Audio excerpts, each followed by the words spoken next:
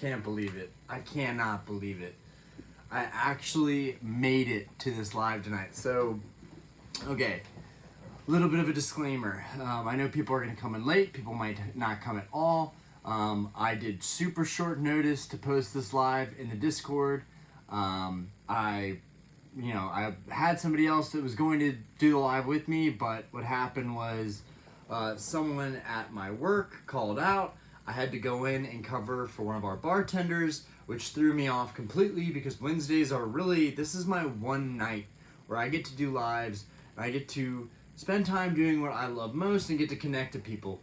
So it really sucked that pretty much the whole stream got thrown off because I had to go in and cover for someone at work. So that was a huge bummer, but I know you guys will understand. It's just like everybody else. We all have jobs, we all have to work, and I work in a late night bar industry running the bar. So sometimes I have to cover for people, and sometimes that means that I'm not going to be around and I have to last minute reschedule things or bail on things. So I was super bummed out about that.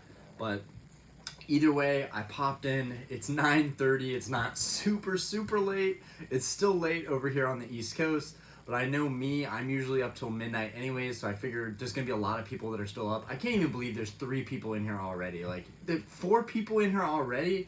Dude, you guys are amazing. So let's go ahead and get the ball rolling. Now that we're here, let's not waste any time. If anybody has any questions, let's go ahead and get straight into it. What are you guys feeling? Are you guys excited for 151 coming out? Are you excited for Paradox Rift? Are you excited for Collectacon? If you're going to the Charlotte Collectacon here in my city, are you excited for that? You know, what's going on? What do we want to talk about? What are you guys feeling? Yo, what's up, David? How we doing tonight? How we doing tonight? I just raced home 100 miles an hour. No, I didn't go 100 miles an hour, but I raced home just to get this live. And yeah, I have 0 regrets. You know, I say I'm going to do something, I like to hold to that, and I like to keep my word. So it's just really important to me, regardless of how the stream goes or how discussions go. It's just important to me to follow through and have continuity with everything that I do. It's the same thing with the bar. You know, whenever I do stuff with the bar, I want to do it right, and I want to do it continuously. Yo, what up, Benjamin? How we doing tonight? Right on. Excited for 151. It's kind of weird. You know, these sets, you know, we get really hyped up about these sets, and then, you know, out of nowhere, you know, it's like, boom, we're already talking about Paradox Rift, which I gotta say, some crazy stuff coming, right? The Garchomp alternate art, that looks incredible. I guess I should be saying SAR, but I'm just gonna call it an alternate art for all intents and purposes. The Garchomp looks amazing. The Mantike looks amazing. The Groudon illustration rare, that one is going to be huge to me, right? If you liked the Tyranitar from Paldea, you are going to absolutely love this Groudon. And y'all know my intro is Rayquaza and Groudon. So that Groudon illustrator is going to be fire, bro. It's going to be fire. Okay, we got 8 people in here. Wow, that's amazing. That's amazing. Last minute live. Off topic here. Nothing is off topic. My channel, like, isn't even always going to be based on Pokemon. You know, I might veer around and do different, you know, content every now and again. So nothing is really, like, off topic per se. You just might be asking a different question off topic here. But I just wanted to say that I'm very sorry to you, Diana and Aspen. Had to go through that swatting incident. Nobody should have to go through that. Yeah, that was insane. That was ridiculous. Diana, you wanna comment on that? Diana, I don't know where she is. She's doing something right now. Diana just brought home another foster dog, so she's like all in with her foster dog right now. She brought home a dog that was used for breeding, so it's a mom dog, and this dog is just absolutely this dog has gone through it, and you can tell. So I'm really happy that Diana's able to do something good. And also, to the whole swatting incident that happened the other night, I've just been kind of like, okay, I made a video about it. I got to kind of vent about it and share it, And that was that. And, you know, I haven't really given it much thought since. I'm lucky that last night, you know, nothing happened. My thoughts are like, if someone really wanted to target me and like do me dirty in some way, they would probably continuously do it, right? So the fact that nothing else has happened, either my video got out, maybe that had a change of heart, I don't know, or it was a fluke and it was a random thing with the police at my door at 3 in the morning. No idea what that was all about. But yeah, that's over now, so thankfully don't have to deal with that anymore, and hopefully that's the end of it, and it was just like a one-time weird thing. Yeah, I'm excited about 151.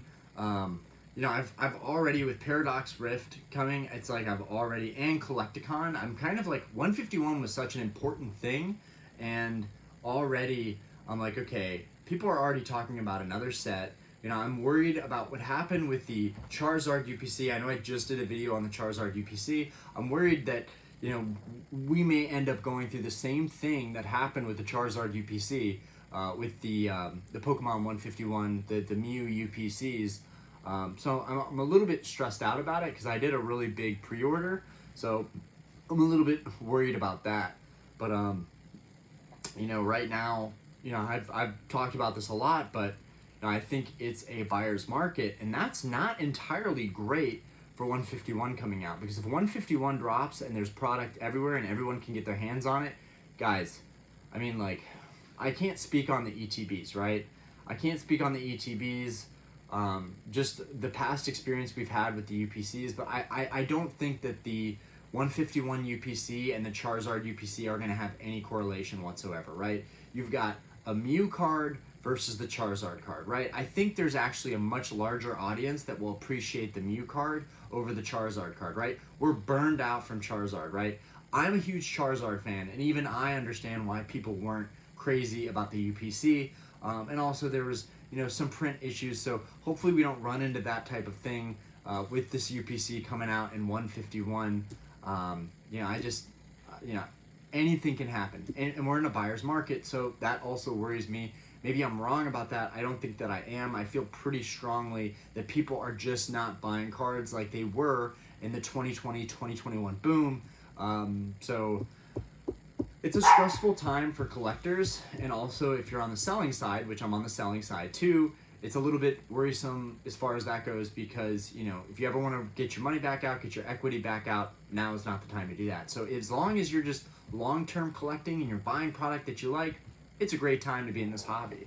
But you know, everybody's got a different strategy. Everybody's got different stuff going on. I wish Collectacon was in San Diego, because I would go down there just to meet you and many other PokeTubers. Yeah, like I never even thought about that, but like it's gonna be kind of like, it's gonna be weird seeing, yo, what up, Oscar? It's gonna be weird seeing like people that I know from YouTube that I haven't really like commented on or interacted with. I'm really set and focused on doing my content and doing a lot of it and trying to do it quality and trying to step it up a notch and have a little bit more enthusiasm, a little more energy. I think working out every day is actually really, really helping, like keeping the blood flowing, helping with my brain blood flow. I don't know, but I can feel positive changes, and yeah, I'm just, it just be, anyways, off topic, but it's just be, I always go off on tangents, y'all know that, but it'll be weird seeing like other like famous, you know, type people. So let's see, what up, nerds? Ben, are you going hard on purchasing Obsidian Flames? I mean, no, not really. I have my case of Obsidian Flames. My case is sealed of Obsidian Flames. And that's about it. I've got, you know, 6 or 7 ETBs that I haven't opened. You know, in theory, you know, I'm planning on just buying all the rest of the cards that I need. I pulled the alternate Charizard from Obsidian Flames. I bought the other 2 Charizards from my shop for like 15-20 bucks each. So like, for those 2 other Charizards, I spent less on those 2 cards than I would opening an ETB, and now I have my product sealed, and that can appreciate and stay, you know, a sealed product that can kind of increase in value. And so I think I'm going to continue to open ETBs because they have those awesome promos. And as long as Scarlet Violet keeps pumping out ETBs with great promos, I'm going to stick with the ETBs. Now, I've gotten lucky on both Paldea and Obsidian Flames. You know, maybe I should call it quits with opening the ETBs because there's really no guarantees other than getting that promo. You know, part of me is like, dude, Orion, just open a traditional box. But I feel like the boxes aren't that great. That's just like a gut feeling to me, but I would rather sit and invest in, you know, sealed, you know, booster boxes of Obsidian Flames. I would rather do that and open the ETBs. I don't know why. I feel better about the ETBs. People are saying that the 3-pack blisters are the way to go, but I opened 15 3-pack blisters to experiment with that with Scarlet and Violet base, and it was terrible, guys. I had a terrible hit ratio. So my best luck, and I've opened boxes too, my best luck has been with the ETBs, and so I'm sticking with ETBs for the foreseeable future. But yeah, nothing really going on with Obsidian Flames. I'm like kind of done with Obsidian Flames already.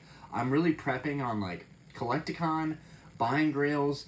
I was talking about potentially doing a trade with somebody that has a Gold Star Rayquaza. They are a Gold Star Rayquaza collector, and I sent them the 3 Charizard cards that I'm trying to liquidate in order to potentially get that card. And they said they wanted $9,000 in trade value. So I'm a little bit stressed out about Collectacon. I'm like feeling like there's no way I'm gonna get my hands on a Gold Star Rayquaza.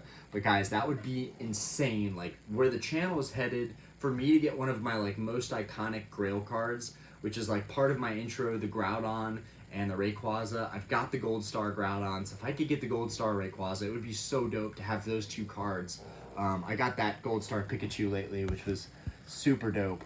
But yeah, I'm done on purchasing Obsidian Flames. I just want to buy the Illustrator cards. Like all of my Sword and Shield sets, Scarlet Violet, I'm pretty much complete with everything, but the Sword and Shield sets, because I didn't stick with it and go with it as they were releasing, I was so busy collecting theme decks and doing mail days and buying vintage that I wasn't opening any of the sets from Sword and Shield, and that's one of my biggest regrets, is like I collected a lot of Sword and Shield, but I didn't really open a whole lot of Sword and Shield.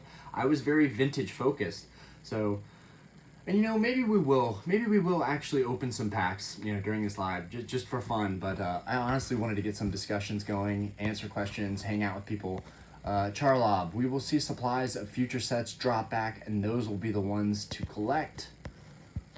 So we will see supplies of future sets drop back, and those will be the ones to collect. So, you know, I had a talk with a buddy when I was at the bar today. And again, if you haven't watched the beginning, or for anybody who's popping in here now, the reason that this live is late is because I had to cover for someone at work. So I'm here now. I just decided, like, I said I was going to do a live, so I'm doing a live. I really wanted to do a stream with somebody else and have a nice discussion about the hobby, but we'll have to do it, you know, next week or something. The bar industry, you always end up having to cover for people. People are unreliable, so it just sucks, because tonight is my one night that I like to do this type of stuff, and I really wanted to start this at like 6 or 7 o'clock and be able to go till super late. So it is what it is. But you know, to your point about, you know, these sets, you know, I'm thinking moving forward with Paradox Rift, you know, one of my strategies might be to just like buy 1 or 2 boxes and sit and wait and see what the boxes do. The problem with trying to time everything is that you end up thinking that you're going to time things, and then you buy other product and you spend your money on other things, and then you don't stick with what the original plan was, which after we've seen what happened with Sword and Shield and Sun and Moon and XY, you would think it's smart to just go ahead and buy the boxes. You know, whatever prices that you're buying these boxes at, it's all relative. And, you know, a couple years down the line, you're going to look back and you're not going to care if you paid $100 a box, $90 a box, $110 a box, $120 a box. None of that is going to matter when the boxes are $200 a pop. So I think it's important to kind of stick with it as you go. But I'm thinking with Paradox Rift, I might just buy 2 boxes, you know, 1 to open potentially if I don't buy a case of ETBs, which I still feel like that's the best value because of the promo values lately. You know, I don't know. I'm all over the place. You know, I'm always pivoting and changing, you know, my strategies depending on what the market is doing. But that is a great point, Charlob. Benjamin Deem, Obsidian Flames is affordable now. Absolutely. And I definitely, like, after pulling the alternate art Charizard from Obsidian Flames, I definitely thought, like, dude, this set actually has a lot of great stuff. Like, as I was going through my binder, in fact, I'm gonna go ahead and get my binder right now, but like, as I was looking through the binder, I was like, dude, this set is bussin'. This set is nice. Like, it actually is. And granted, like, I get pissed if I don't pull the cards that I want. We all do. Like, everybody wants to pull the hits. But that, you know, keeping the hits aside and the pull ratios aside and the data aside, it really feels like it's a nice little set. So I'm gonna go ahead, I'm gonna grab my binder and just, you know, show you guys how the binder is looking right now.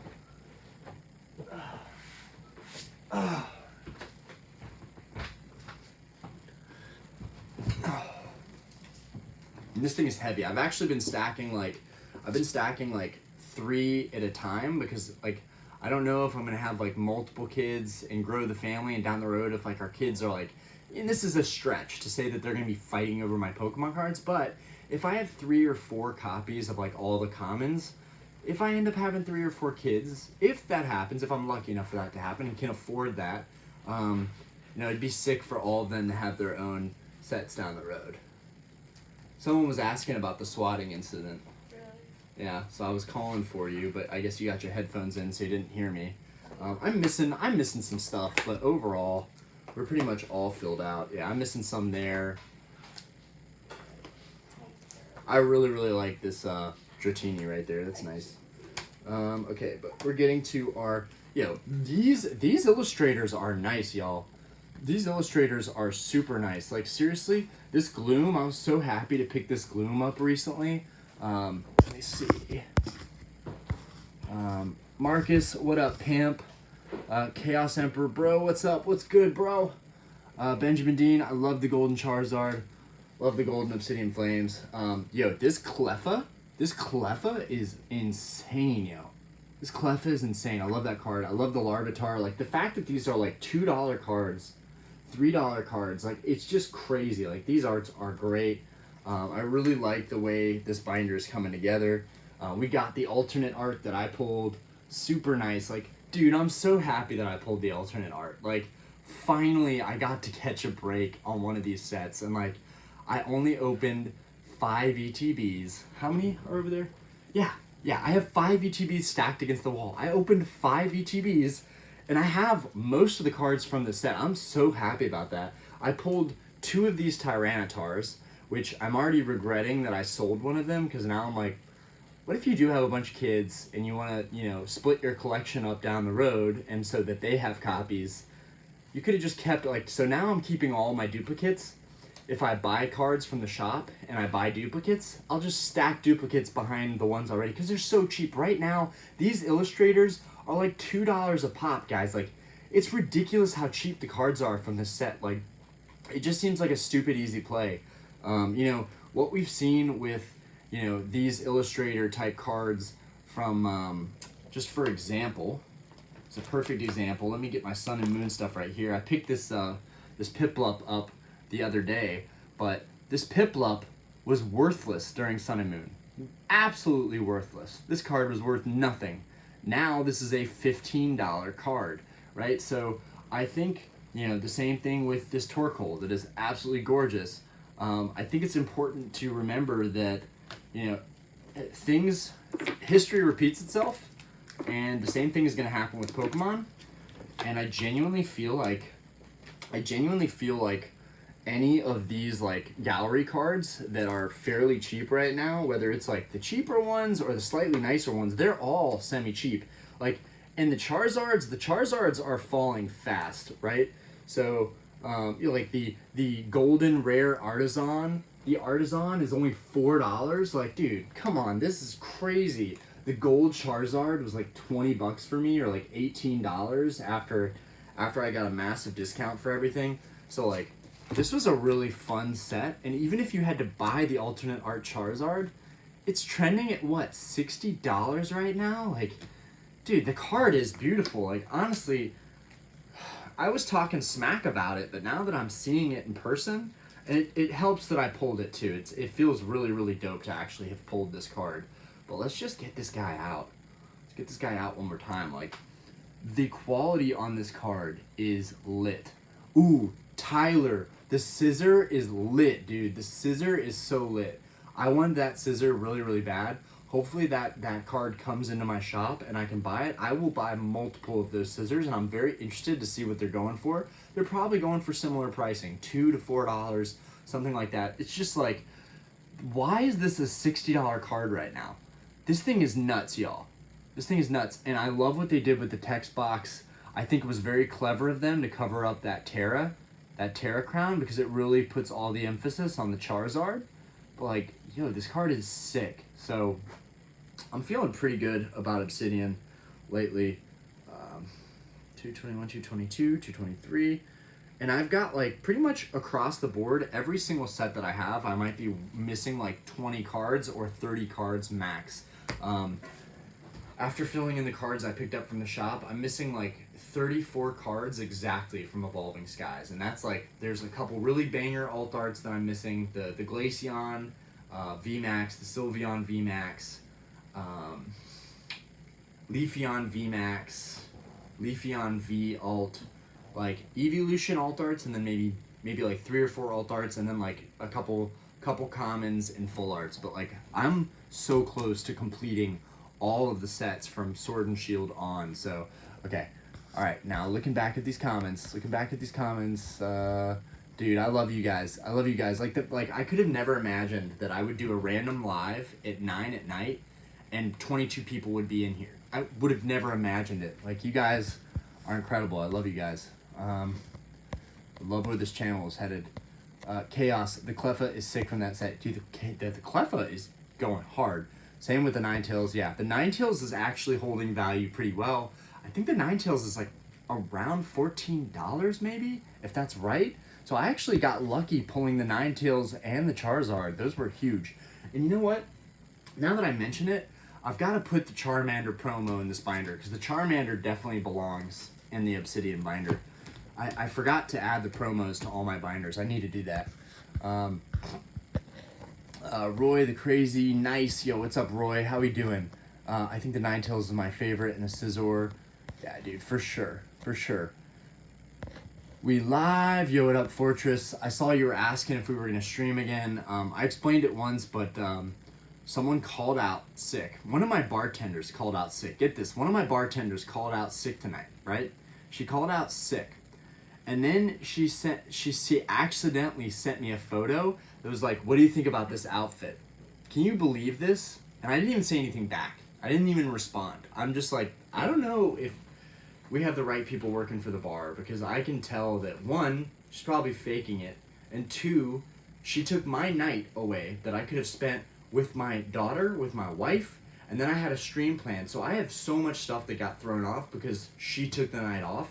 So I'm just like, it's really hard in the service industry to find people that are consistent, that are reliable. Like, dead ass guys, I'm about to go to Chick-fil-A, sit in the drive-thru, and vet people at the Chick-fil-A. I'm gonna be like, do you like your job here? Would you like to not have to wear a uniform? Would you like to have very flexible hours? Would you like to have $15 an hour? Come work at Starlight, please, because then I won't have to go in and cover for people when I have live scheduled on Wednesdays, and I've already coordinated with other YouTubers. Like, it just really gets on my nerves. Like, okay, catching up. Okay, Pika, hey y'all, glad to join you guys. Yo, what up, Pika? Annie, Obsidian Flames prices got wrecked. Yeah, they did get wrecked, but I think it's awesome. And I think we should take advantage of it and not be so, like, worried about it. Like, it's a buyer's market. Let's get over it. You know, the low balling is gonna begin. I actually have a video that I haven't uploaded, but it is ready to upload. That'll be uploading right after this live. And it's basically me ranting about the market that we're in, and that, you know, we're about to see extensive lowballing, and that it's okay, guys. Like, it's okay to offer prices to people, even if you have to offer 20 people a 40% reduced price on a card that you want. Someone eventually is going to take that, because people don't realize this market is going down right now. The Grail cards, the most sought after cards, will be fine. They're kind of immune, or we'll see. But I think a lot of the stuff, the majority of stuff, is going to get hit hard. You know, maybe Christmas will fix that. Maybe 151 will fix that. Maybe I'm wrong. Please, I would love to be wrong. I would love for everything to just moon. But we can't have moon all the time. We can't be rocketing all the time. It's just, it's not sustainable. It can't happen. you know, what goes up must come down. A smart man once said, aka somebody that I don't know I'm quoting from. Beaters, the Ninetales might be one of the best art. Right on, Beaters. I think that is the general consensus. Roy, do you like Lego too? I freaking love Lego, but I just can't see investing in it. But like when I was a kid, okay, now we're just getting off topic. Now just ask whatever questions you want. Like, yes, I loved Power Rangers. I loved Transformers. I loved Yu-Gi-Oh, Pokemon, Lego, Halo, Xbox, PlayStation, Legend of Dragoon. Like, I didn't have anything Nintendo, so that's actually kind of funny. Other than the Game Boys, I didn't have a GameCube. I didn't have a 64, so that's all stuff that I have now. But like, I loved Lego so much, and one of my favorite things with Lego was Star Wars. Anything Star Wars, you had me. If my boy that lived on the same neighborhood, like if he was like, yo, you want to play Lego today? Like I was over there like that. We were stormtroopers versus Jedis. Like, yeah, I love Lego. I love Lego. But dude, the Lego sets are ridiculous these days. Like, dude, they're getting so expensive. And I feel like that's not sustainable either.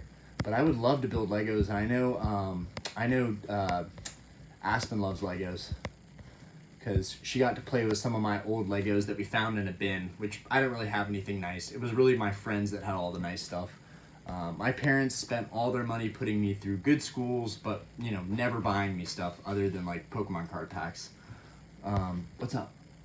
Your bread looks amazing. Do you want to show everybody how good your bread is? My wife, Diana, wants to show you guys how just her bread is right now. She's real into it. Tyler Olson, my plan is to buy 2 or 3 favorite special illustration rares from each SV set in groups of 6 to 10 and hold them long term. Sell them off and they appreciate to cover costs. They are so cheap. Dude, they're so cheap. Like, you could go to McDonald's and your $20 crappy McDonald's meal would be 10. I just put up a 4, but it would be 10. It would be 10 because I can't count and I'm autistic. It would be 10 Illustrator rares if you can get them for $2 a piece from like your local shop or bidding or whatever. Delicious. Look at this bread, y'all. Check out my bread. So good. Look at all my bread. I got bread. Let's do it. So yummy. Yeah. Look at the bread. Did Diana make the best bread ever? Let's hear it, boys. Let's hear it. It looks delicious though. Yo, man, I wish my girl made bread like that. Damn, that bread is nice. I hope you be treating that bread good. I hope you be putting butter on that bread. Okay. Yeah, that's a great plan, Tyler.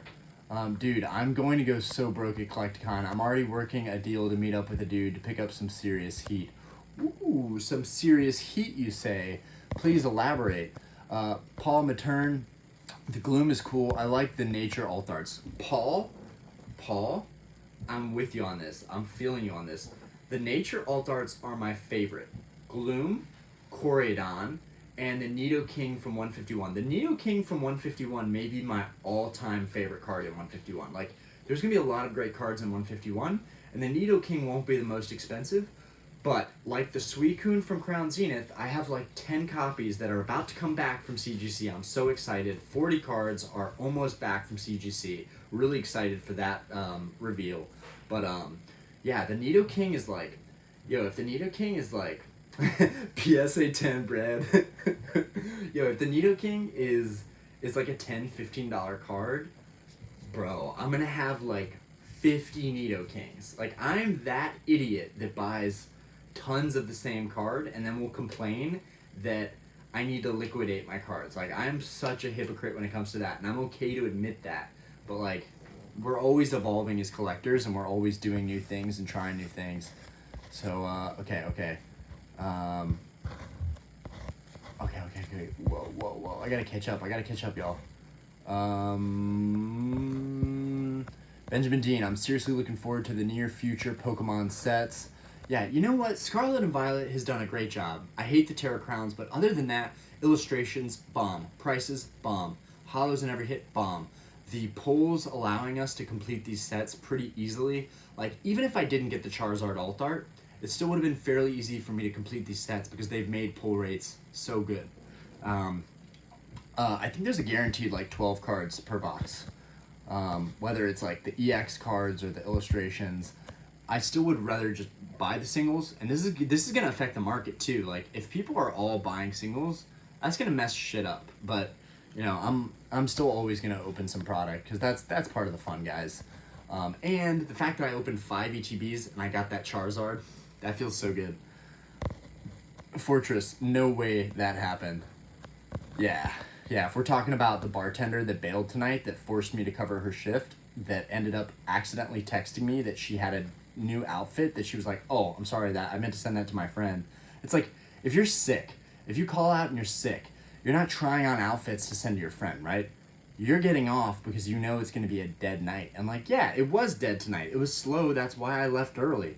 You know, the one night that we need to work on at the bar is Wednesdays. So like, but I've made all the other days good. It's just like, I just need to hammer down Wednesday. So I just need to make it a good event. She just wanted a night off, but she shouldn't have called in sick. Just ask for the day off. Like, dude, seriously, just ask for the day off. Like, that would have been way better and way more understanding. So we're keeping track of this stuff, right? When people do stuff like this periodically, it really gets on my nerves, and it makes it easy for me to just not put them on the schedule anymore. If anyone, you're the best to have pulled the Charizard. Thank you, Pika, because I love Charizard, and I'm a Charizard idiot, and I love Charizard, and I'm a fanboy, and I'm okay to admit that. And it's like when people are like, oh, Charizard's like the lamest card, it's like, are you kidding me? Were you ever a kid that remembered base set? Not even base set, like every couple sets, Charizard is the GOAT, you know? I don't even know what just got on that binder. Oh, she got some of her bread powder on my binder. That's not cool. Okay. Yo, I can't even keep track. Yo, what up, Market Scraper? How we doing tonight? Pika. People nowadays are entitled. People at my work complain about wanting raises, but refuse to work above and beyond the regular. Then you should be paid regular. Absolutely. You know, I would like wages to go up in general, but we pay $15 an hour, and people barely do anything. Like, dude. I'm at the point, guys, where I'm working my bar 90% of the time. And granted, like, it's helping fund a lot of these purchases. It is, but, like, I just don't know when I'm ever going to get, like, a full long enough break where I can make content and not feel like I'm always pressured to make it.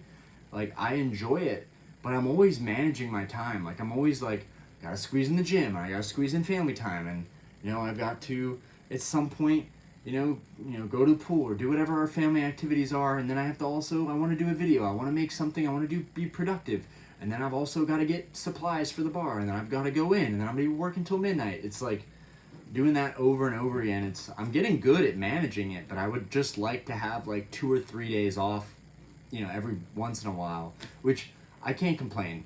Last week, I had a couple days off, you know, that was dope. I got someone to cover for me twice, so that was really, really cool. And I got to relax, but, all right, Annie, is there still hype for 151 these days? It feels like it fell off. It does feel like it fell off. It genuinely feels like we're already talking about Paradox Rift, and we're just like, whatever. But I know when it hits, it's going to be fantastic. I know when it hits, it's going to be fantastic. That Nidoking is going to be dope. A little bit of everything. Let us call into the show. That would be interesting. I don't even know how that works though, guys. Like, if you know how to make it work where I can just like let us call into the show. I mean, do you mean like the live? I found a seller on eBay, Fortress. I found a seller on eBay who gave me a bulk seal deal, and I ended up paying $80 for 20 Crown Zenith packs and $28 for 10 Silver Tempest blister packs. Deals can be found everywhere, dude. That's crazy. Yeah, my boy actually just talked about him and his brother bought a case of Fusion Strike for $400, a case of blisters for $400, and they're about to open a bunch of them. So it'll be interesting to hear what his pull rates are like. I'm a little bit jealous, honestly. A little bit of everything through Discord, or just call and we can talk. Huh, interesting. Through Discord, or just call and we can talk. Interesting. Yeah, I'm not very tech savvy, so like, even me doing this now is above and beyond for me. Cool, wow, unfair to put bread in front of those of us having to drink and not offer any of a little bit of everything. Diana is my favorite. Diana!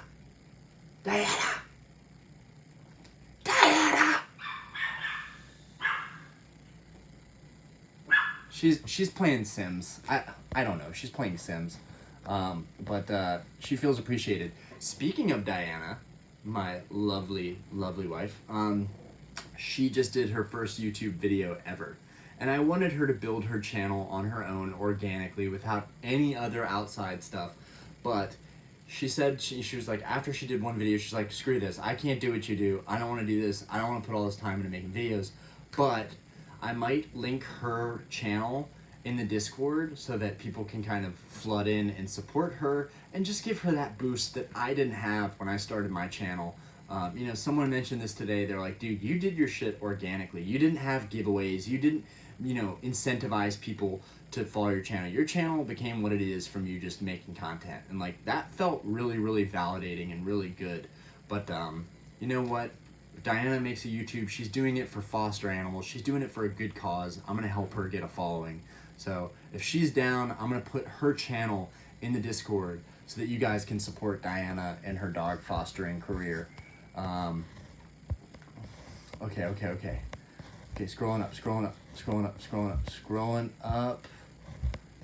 up. Damn, I gotta catch up, y'all. I gotta catch up. Looks good, great bread. Marcus, hell yeah, he got the bread and the cheddar. Yeah, boy. Webhead, hello, just joined. Sorry to hear that you got swatted. Yo, appreciate you, Webhead. Seriously, appreciate, dude. The amount of support I got after that video was incredible. Also, just the amount of support in general, just lately for the channel, has been awesome to see where it's growing. Best bread ever, Antonio. Yo, it's Antonio. What up? Haven't seen you in a minute. Orion the Goat, Win, haha, Professor Charlie, send that bread to PSA, dude. PSA 10 bread, Fortress. Pika. Okay, you win. That bread is awesome. Yeah, just Diana just wins. She has the best bread. I bought the Nido King alt from 151 and pulled one myself. That card is so nice. Yeah, dude, I'm stoked. And I know the Japanese one is gonna be a little bit nicer, but Crypto Cold, CGC slabs. Sorry to hear that, my friend. Hey, you know, everybody has a different thing. You know, some people believe PSA is the one true god of grading. I don't have that mentality. I'm open to whatever, and you know what? If a company is doing better pricing, if a company has nicer slabs, and if people, you know, people on Reddit were like, "Oh, the CGC labels are terrible," it's all preference. I personally like the CGC labels, and I can't wait to do that that submission return. Okay. Catching up. Okay, we're caught up. Professor Charlie. The only downside of new sets like Scarlet and Violet is just some of the Pokemon people aren't attached to compared to the previous gens. Yeah, absolutely. Can agree to that. All vintage, no modern. What vintage packs have you opened before? So on this channel, I was actually planning to open vintage packs every single live, and I quickly realized that it wasn't sustainable and that I couldn't afford to do it. I thought that I could. I thought that the channel would grow quicker than it has been. But you know, now I'm kind of thinking maybe it'll be time to open up some of those packs again. I opened 2 Gym Heroes packs. We didn't get any hollows. We got just the regular rares. But that was still fun. That was still a hype ass night. We've also opened a bunch of Topps packs. We've opened some stickers, some art box stickers. We opened a Jungle Heavy and we pulled the Pinsir, which was actually sick. I didn't have these as a kid, right? So the first time I've ever opened vintage, I've only seen it. I only saw my friends have it. All my friends had all the latest and greatest stuff. My parents spent all their money to send me to private schools so that I could have kind of a good environment. But it was tough being around those kids because they had everything, especially cards. All my friends when I was a little kid were nerds, and they had the nicest card collections. But it was cool because I got to play with their cards and we got to build decks, and so it was all good. But they were the ones who had the vintage Pokemon. They were the ones who had the nice, you know, the Yu-Gi-Oh! Well, I had the Yu-Gi-Oh! Starter decks, but they had like all the tins and all the special boxes. I had to buy that stuff when I got older. And that's kind of what I'm doing now. Okay. But that's it. I'm planning on opening some base set now that the channel's kind of matured a good bit. Okay. Whew. King Floors, then you get fired. ... And complain. Well, I can't be fired because I run the place. Yeah. Oh no, he's saying then you get fired because you're not doing enough, and then you complain. Yeah. Yeah, Chaos Emperor, Charizard haters are the worst. I like Cool Trainer Ryan's videos, but the Zard, he Zard so much, it's a bit annoying. But he Zard so much, it's a bit annoying. I'm not even sure. Come on, dude, you gotta clear up that, that language for me. I'm not even sure what you're trying to say there. I love you, bro. All vintage, no modern. Tyranitar is way better than Charizard. Tyranitar's sick. Aggron's sick. Groudon's sick. There's plenty of Pokemon that are better than Charizard. It's just one of my most iconic and favorites. It's always going to be probably Charizard. But it's a close, it's a close tie. Really, like it's not like just Charizard. Just Charizard is just iconic. You know, it's Grail. I love Charizard. But I will say there's a lot of stuff on the same level. Rayquaza is one of those, Pikachu is one of those, and I know Pikachu's kind of similar to the mascot of Pokemon, whatever. Everybody loves Pikachu, but everyone's like meh on Pikachu at the same time. Okay. David Demore, I'm back. Good to be back, David. Fortress, the Mewtwo came in. It's so clean. Very happy with my purchase and glad that I could help you guys out a bit. Also, thanks for the signed card. Yo, yeah. So Fortress actually picked up a card off my eBay. Dude, that XY, that Evolutions Mewtwo, that card is so undervalued, it's horrendous. And that one that I sold you is super clean. Also, can you link your Mercari store in the description of your videos as well? So that's actually in my bio. If you go to my bio, you can find the Mercari store and the eBay store. Or, I think you can find both. Beaters, I think 151 is falling off. Just because they took the chase away from the Japan set Gold Mew and made it a promo. Interesting. I don't think that's going to be fully the case, but we'll just have to see.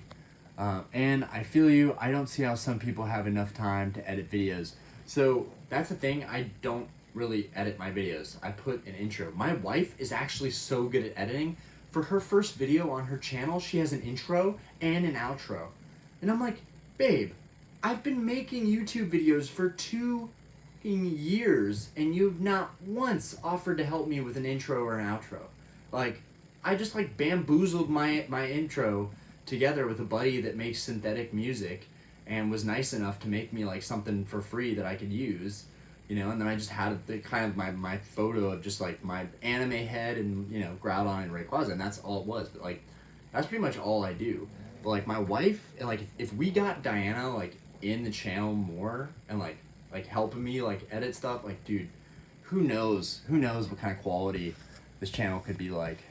But that's I'm a grown man, I can figure out this stuff myself. I just people spend so much time editing and it takes away from them to actually be able to make content. So to your point that I think is important to touch on here, I feel you. I don't see how people have enough time to edit videos.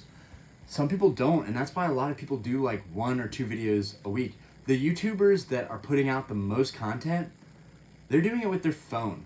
They're sitting their phone in an office. They're sitting their phone in their collection room, and that's what they're doing, similar to what I'm doing here. It doesn't have to be so complicated. If you want to make content, do it. Because if you're like me and you think you'll regret not doing it someday, just do it. Just start. And you don't have to be amazing. It doesn't have to grow fast. This channel didn't do anything for a year. And anybody that tells you can blow up a channel overnight, like, yeah, some people make it happen, but as long as you stick to it, it will happen regardless. And just be yourself, because that's the easiest thing you can do, is just be yourself. Did you pull any simp trainer girls recently? I didn't. Actually, I got my Obsidian binder right here. We were just talking about that a little while ago. I did pull the Gita. I pulled both Gita arts. I pulled the Gita like alternate art, and I pulled the Gita full art. So this is a nice card. It's 228, 226. Dude, it's so humid in Charlotte right now. Like, we have the AC on blast in this house, and it's still like the humid air is just permeating into the house. It just feels like I can't get away from the humidity. It is scorching in Charlotte right now. Charla, message retracted. Benjamin Dean, Orion, how much Neo Destiny set do you have? I have Neo Destiny completed. I think I'm missing like, I'm missing the Shining cards, right? I'm missing some of the Shining still. I still need Shining Charizard. I still need Shining Kabutops, Shining Gyarados, Shining Magikarp, which my local shop had a Shining Magikarp, but I didn't, and that would have been sick for the video I recently did picking up cards from the shop, but it was like played. It really wasn't nice, and if I'm buying a Shining card, it better be nice, because I'm going to want to get it graded. Pika. Getting swatted is messed up. You'd figure they'd send the regular police first before the SWAT team. So it wasn't the SWAT team. So that's just the terminology. It was regular police. It was just squad cards. But still, you've got lights shining through your house. You've got heavy banging on the door. I have no idea what was like reported, but you know, we're trying to follow up with it, figure out what happened, figure out, you know, if we can trace that number back. But you know, who knows? But no, it was not a SWAT team. Swatted is just a terminology. Skirt. Okay, David Demore, do you believe in religion? Absolutely. My family's Jewish. I'm not a super religious guy, but I definitely pray sometimes. I definitely, you know, I ask for guidance sometimes. That's a super personal question. David, you are always going after the personal stuff. But, you know, I believe in karma. I believe in the universe. You know, much more than just religion. But, yeah, somewhat. One thing I don't really believe in or get into is politics. That's one thing that, like, I just don't really have a stance on. My whole life, I grew up, my family fighting about politics. I want nothing to do with politics. It's just a way for people to hate each other. I finally got the first edition Dark Ampharos and the Light Togetic, so now I have all the hollows in first edition from Jungle through Neo Destiny. Dude, you're savage. You're savage, bro. Fortress, is there a massive stream delay or is it just me? I don't know. I mean, other people can chime in on that. Charlotte, the feeling of holding that first graded slab was so awesome. Just got a graded basic unlimited. Nice, dude. So, one thing I actually really want... Yo! Hiroshi Jaguar is in the building! Let's go! Dude, so I met this super cool dude at the bar the other day who actually played at my bar, and he was actually a huge TCG fan. So we ended up chopping it up, and I was like, you know, I need more friends that are like local that I can chop it up with and talk TCG. So it's really awesome that you popped into the live. Like, the fact that you actually popped in the live, I didn't text them or anything, like, that's super dope. We do these lives every single Wednesday night. Tonight I had to cover for somebody at the bar, so I wasn't able to do the stream, and then basically I was like, okay, you know, the bar basically died out around 8:45, and I was like, okay, if I race home, I can get this stream started around 9, and it started like 9:30, but, you know, everyone showed up. It was awesome. I'm trying to catch up with y'all. Y'all are killing me. Yeah, dude, happy you're in here, Hiroshi. Happy you're in here, buddy. I feel like I believe it was Chris, but I can't remember entirely. I can't type tonight, LOL. Chaos, you savage. Stanley, same Fortress. Fortress could be because he's streaming from his phone. Might have something to do with it. Never mind, I don't know. Yo, Clayton Hallfield, yo, what up, dude? We got some OGs popping into the stream tonight. Sorry to hear about the swatting. It's all good, bro. Stuff happens. I'm just pissed that the girls had to be a part of that they had to experience that. They didn't deserve that. I'm a grown man. Fuck. I can go through whatever, but, like, bring my girls into it. David, what's the names of Diana's channel? You know, I don't know, honestly. Diana!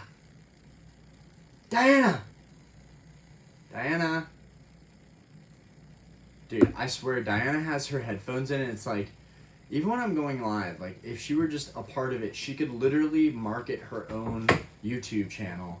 Come in here. People are interested in supporting your channel. They're more interested in your channel than you are. What? She's like, I'm interested if I can get 100 free subscribers. Shut up. Stop. Why? Tell them what your channel is. Tell them what it's about. They want to know. It's about rescuing dogs. It's about everything that I do, I guess. What? I'm not gonna do this for you. No, I know, but I don't want to gain subscribers like off of your YouTube. It's fine. This is the name of the game. Hold on, just let me respond to the rest of these. Okay, first off, what's the name of Diana's channel? It's just my name, Diana Da Silva. Smart, you copied me. I didn't copy you. Alright, Webhead. Which do you like more, the new Terratypes, the Delta species? Delta species. Duh. Good question though. Clayton, Marion is humid as fuck too, dude. It's brutal, dude. It's brutal. Like, where is this water in the air coming from? Chaos, my local shop has the Shining Kabutops and Near Mint for $2.55. Oof. Hiroshi, stream is good. Hiroshi is the guy that actually I met at the bar, so it's really awesome that he's popping in here. Benjamin, I hate politics also. Kill me. Yup, Chris, word. Market Scraper, 100%. Christian, yo, what up, Christian? I wonder if that's an OG Christian. Glad to be here. Glad you went live. Yo, what up, Poetry? Dude. So my boy doing the major submission with all my Charizards, he's like, he's decided to wait until after Collectacon. But that CD promo that you sent me, the Japanese CD promo Charizard, that is going to get graded after Collectacon. I'm super excited for that card to get graded. No. Come back. You're not going anywhere. You're not going anywhere. I just wanted to answer these and catch up. Christian, what kind of watch are you wearing? This is a Breitling Super Ocean. I have a Rolex, but I don't wear it because I don't want to be flashy and a douchebag. Because that's the thing. Like, I'm big into jewelry, but I feel like people in this community, like, it's disingenuous for me not to wear my jewelry, but I feel like people in the community would not, one, appreciate that, relate to it, and it just looks like you're trying to be super flashy. And, like, I can do that at the bar. I don't need to do it on my channel. But, Oscar, I have rescued 10 dogs. That's awesome. Look at that. That's cool. Market Scraper, laughing emojis. Charlotte, do you raise the dogs? Do you raise the dogs to eat? Oh my gosh. Oh my god, you savage. What a savage. Do you raise the dogs to eat? Oh my god. I don't know if I'm reading that properly, but no, we don't eat the dogs. Oscar, so I support what you will do on your channel. Right on. Jay Reezy, hey, did you pull Giratina from Lost Origins or did you buy it as a single? I still want that Giratina. The Giratina is ridiculously expensive. I'm not paying these prices. Hopefully I'll find a deal at Collectacon. I haven't pulled it and I haven't bought it.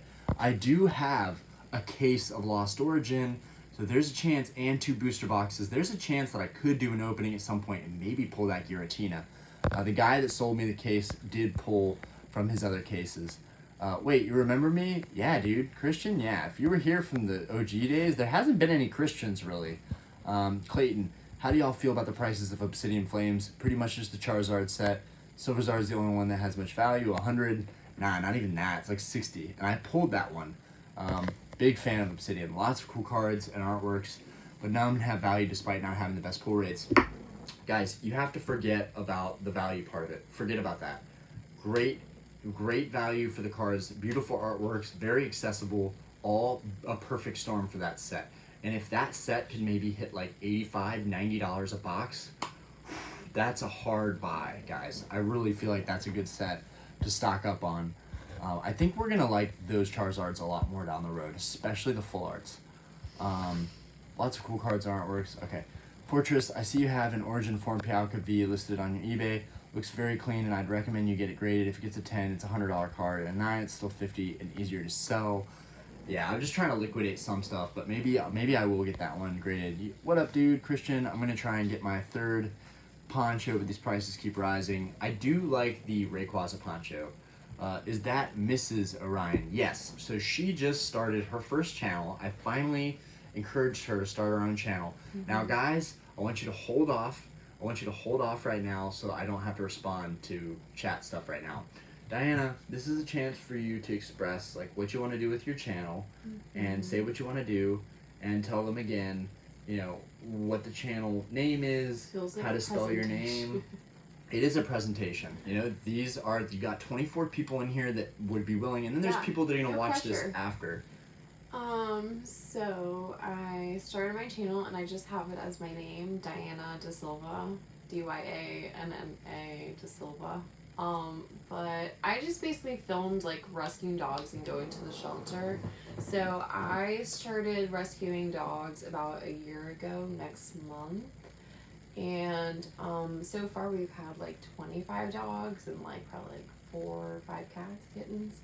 But It's been a nightmare. It's been hell. But it's been worth it. It's been good. But I just decided that instead of going there by myself, I would show people what it's like to pull a dog and to see like how they can change from being in the shelter to being in a home. So I kind of just like, I did my first video. I'm trying my best.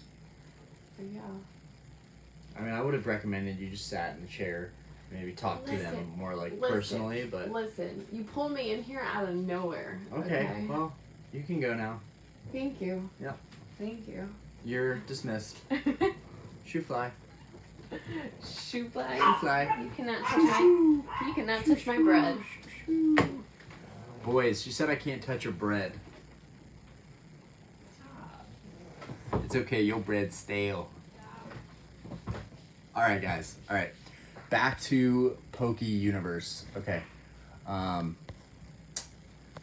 Chaos. Gotta try to find my friend some dope black and white era full arts at Collectacon 2. That's fun. Clayton Honfield, you're going to Collectacon for sure. I'll be there with a couple friends that collect too. We will have to link up and say, hey, Clayton, we will be there. I will be there. I don't know if Diana and Aspen will be there with me, but I will definitely be there. Now, I will be on a mission to find the Gold Star Rayquaza in a 9. That's what I'm going to set out to do. I don't know if anybody's going to be able to, but I'm thinking I want to grab that card for around 7,000. You know, I've been talking to somebody today that's like, you can't get it for less than 8,500, 9K. I don't believe that. I think that there's going to be somebody out there that's willing to take 7 for that card. Whether that be in trade value or cash, I don't know. Oscar, ha ha ha, that look. I'm loving that you're geeking out. The Gengar Master, the sass. Charlob, what's your favorite box you have displayed behind you? Good question. I mean, aesthetically, it's the Skyridge and Aquapolis boxes. They look the best. You've got the Ho-Oh, you've got the crystal cards, you know, Aquapolis, you've got more crystal cards. I will say the Skyridge crystal cards look a lot better because the hollow bleed goes down the whole card instead of the Aquapolis, which actually freaked me out at first when I got my Crystal Nidoking. The Aquapolis hollow stays in the picture of the hollow. But, you know, to be honest, it's these boxes. These are like my favorite boxes. It's just the traditional old boxes. Like, that is a partially sealed base set box. I've got 17 packs in there. It's just kind of like, because I couldn't afford to buy a full box, but like one of my dreams with this channel is to buy a fully sealed base set booster box unlimited. I don't care if it's unlimited. I don't care that there's no real value in that kind of box other than like the Charizard and a 10 or a 9. I just really want one of those sealed bad. Okay. Catching up. Hiroshi, I'm new here, so I gotta know 1 or 2 of your favorite cards. So that's tough. First things first, I haven't shown it in a while, but let's go ahead and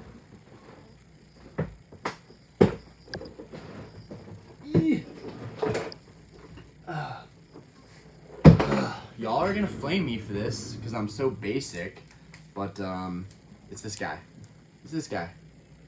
I wish it was a nicer grade, which is something that I might also do at Collectacon. I might look for a higher grade Charizard. Try and get the external light on here and get some flash on this guy.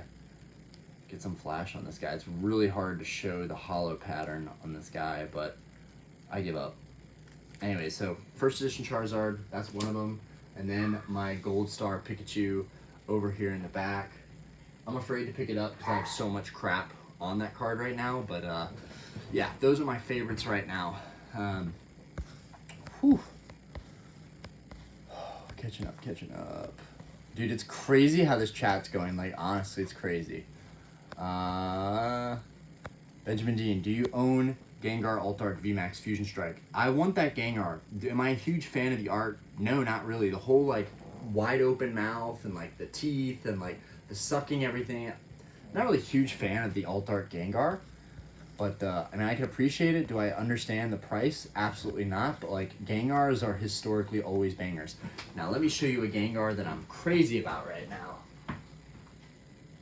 This Gengar. I think that the Sun and Moon Gengar is actually sick. Now, yes, it does feature the Mimikyu in there, but the Sun and Moon Gengar just like, dude, look at this guy. He's so sinister. He's so sinister. So I really like the hand-drawn type artworks. So I really like that one. I picked that up from my boy for 280 PSA 9. I know I could have found it raw and got it graded, but dude, it's the cleanest 9. Oh my gosh, I gotta collect up. Okay, Tangerine G. Welcome, Tangerine. I have tried to completely audit my collection TCG Player Store, but I give up every time I move into the singles. Have you tried to audit yours? Absolutely not. Like you mean ascertain the value of my collection? No, but I know based on my credit card, which is what I buy all my cards on. I can't fully audit because I've bought a lot of stuff in cash too. I've probably spent maybe 10 grand in cash. But I know I've spent 100K on my credit card over the last couple of years. So I know that I have at least maybe 110 in the hobby.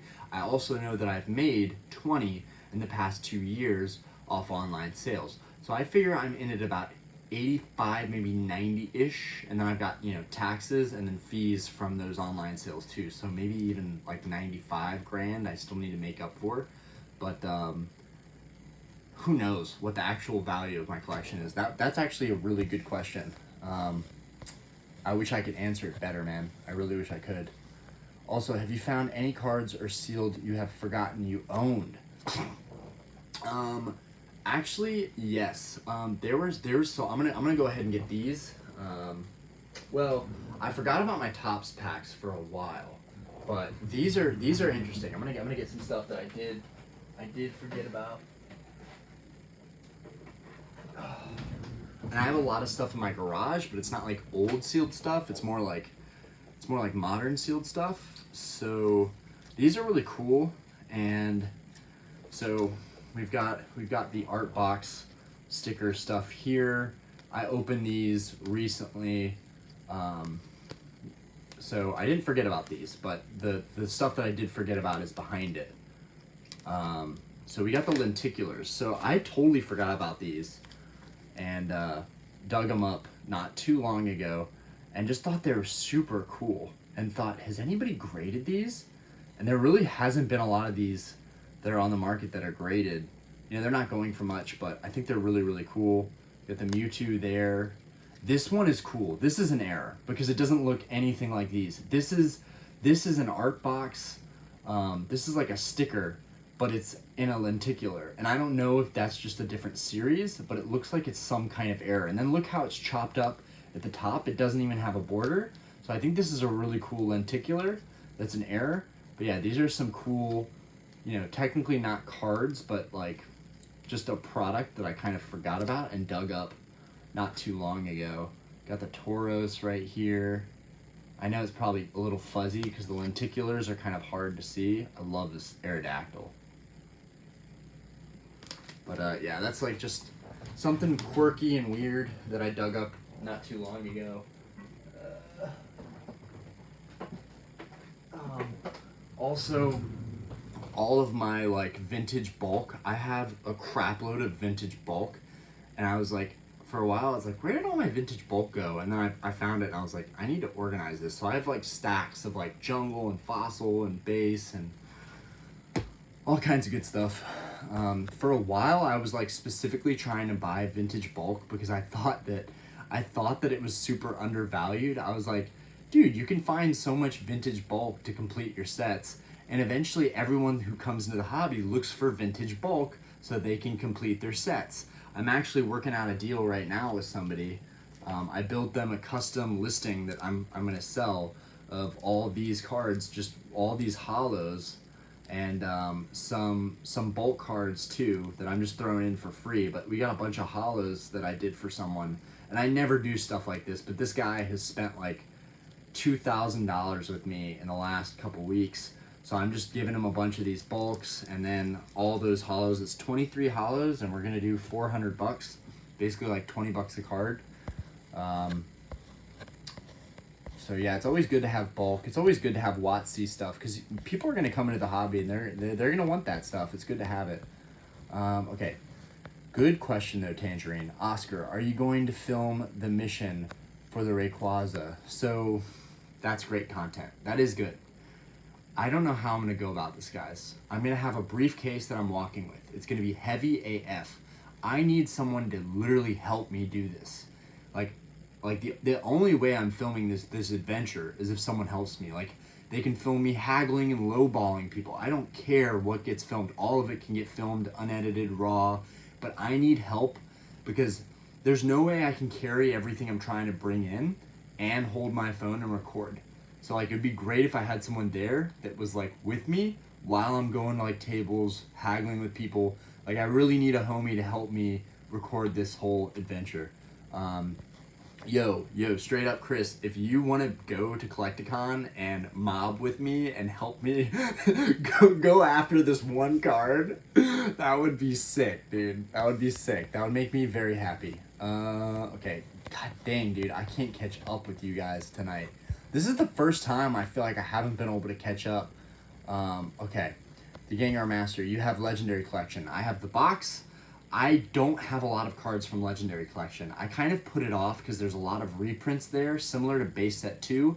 I did start my Base Set 2 binder. It's almost complete, but Legendary Collection, I need to get to that, because I always tell people that I have almost most of WotC finished, but Legendary Collection is part of WotC. You have to complete Legendary Collection. It's just like, it's tough, because if you're going to go hard on Legendary Collection, you have to buy the reverses, and the reverses are insanely expensive. I sold a pretty messed up, like a battered reverse seal, and it went for $51. I was shook, guys. I was like, who just paid $51 for this seal? Like, the market for the reverses is nuts. And if the Pokemon card market goes down a little bit, that'll be great for trying to complete a set like that, because those cards are nuts. Okay.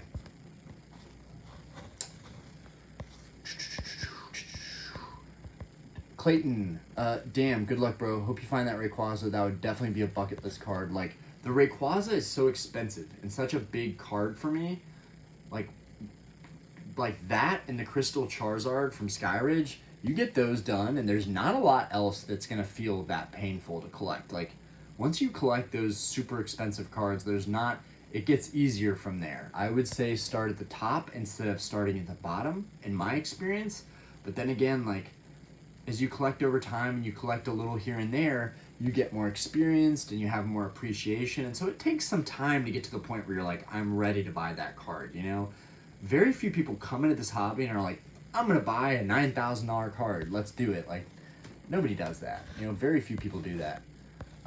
Chaos. Honestly, bro, I'm starting to really enjoy base set more, especially after seeing your passion for it. Next year, I need to make it my mission to finish out the first edition set for them. Chaos, get out of here. Dude, you are killing it, bro. You can so easily complete first edition base set. Like, especially right now, the market is down on those. Like, it's not that expensive to complete it right now. It really isn't. The Charizard is the biggest one. That's the biggest one. And you could probably find a raw one for way cheaper than what I spent on my 5 and get it graded at a 6 or a 7. But that's just my thoughts. Fortress, you definitely have a Zard in one of those base packs. Dude, so there's 17 packs. 11 of them or 10 of them are heavies, for sure. Like, I'm talking like 20.88, 20.98, 21.2, 21.3, stuff like that. There's at least 10 or 11 of those, and there's only 12 in the box. So if I was lucky enough in the auctions that I won from the old couple that I got all those from, if I was lucky enough that I actually like got, you know, pretty much all of the heavies or most of the heavies. Now, this couple loved my channel and they supported me, and they've periodically over time asked how I'm doing. They've always checked up on me, and I told them when I open these packs, I am going to message you guys way down the line. I still remember exactly what the name was. It's Teddy for Bear 5 GNX. I still remember what it was. They were selling a ton of like Beanie Babies and stuff from their kids. They found this box in their garage, and I wanted to buy the box for $7,000, but they quickly found out that it was worth way more. And come on, anybody would have sold it for more in the market boom. And I just told them, okay, if I can't afford this box, can you at least break it down and auction off the packs? And I was like, if you auction them as unweighed, they'll go for more every single time. If you auction them as weighed, the only ones you're gonna get good money for are the ones that are heavy. All the other ones, they won't get bids like you think. So they did them all unweighed. And I think on all the auctions I won, they weighed them out and sent me the heavies, because they knew how much I really wanted to pull a Charizard out of those. Now, fun fact, it gets even more interesting. Someone that was watching my YouTube is a teacher, and they wanted to buy a pack to open in front of their students. Now, at this time, it was really, really popular. People were all over base set. The Pokemon world was booming. So they opened it, and he sent me a video opening it in front of his classroom, and they got a Ninetales, which tells me that I can rule out Ninetales, right? Ninetales you can get out of the base set theme decks. So Ninetales isn't even that rare in terms of like pulling it from a pack. It's kind of a bummer. I've got like 12 Ninetales. They're very common. And you can get those from the theme decks for like $200, and then you guaranteed are gonna get at least a 9 and maybe a 10. And even that card in a 10, I think a base unlimited Ninetales in a 10 is like maybe 400. So you still can't get much on that card. But dude, if I open those base set packs and there's a Charizard in there, like that's why I'm waiting. I'm waiting for this channel to get to a point where the revenue for the month, for all the videos I make, if I make a video every day, the revenue, if it matches the cost of those packs when I bought them, which was $350, if the revenue, which is getting close to that point, guys, if the revenue matched that $350, I will start opening these base set heavy packs for my lives.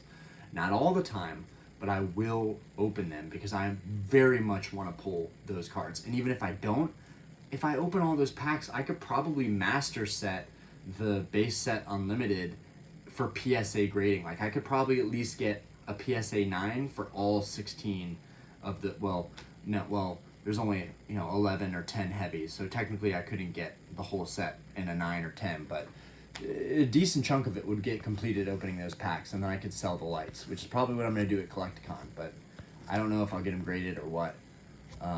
Okay, bear with me, guys. Bear with me.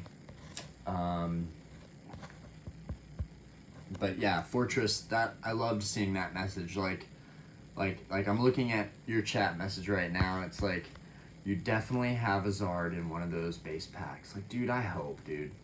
I spent so much money on those base packs and auctions. Like, I literally scrounged together everything I had, from tips, from money I earned at the bar, like everything that I had, to just do one auction a week. Because they said they would do one a week so that I could afford doing it. And after 17 weeks, I had pretty much almost won everything. Or no, I think they did 2 or 3 a week. I think they did 3 packs a week. And I couldn't afford to win them all. But, dude, I hope there's something in there. Okay. Like, that's like some manifestation crap right there. That's like, you're gonna do it, dude. It's gonna happen. I hope so, man. That's a dream. My all-time favorite card has got to be a first edition Gym Challenge Blaine's Charizard. That card is so dope. So I'm actually getting one of those graded, and then the other one is in my base set unlimited binder. So everything that was like lesser condition, I just kept in an acrylic box. But like my nicest cards, I put in my binder. And honestly, I haven't really looked at them for a while. I should probably go through my Wizards of the Coast, like my OG binders, and like make sure that all the cards are in pristine condition, because I have a ton of old holos that I could replace them with now if anything is like played. Like when I made dude, some girl's stupid Facebook thing popped up on my thing, and I'm like, get out of here. I'm like, get this out of here. And of course it threw off the whole thing. Anyways, at some point I need to go through all my binders. That would actually be a great video That's a great video. I should get all my old binders out and show you guys my progress on everything. That would be great. I did it a while back, but the channel was way smaller, and I think people would appreciate seeing everything that I've built up. Okay, hopefully I don't get any stupid Facebook notifications that pop up on my damn phone. I'm so tired of these notifications.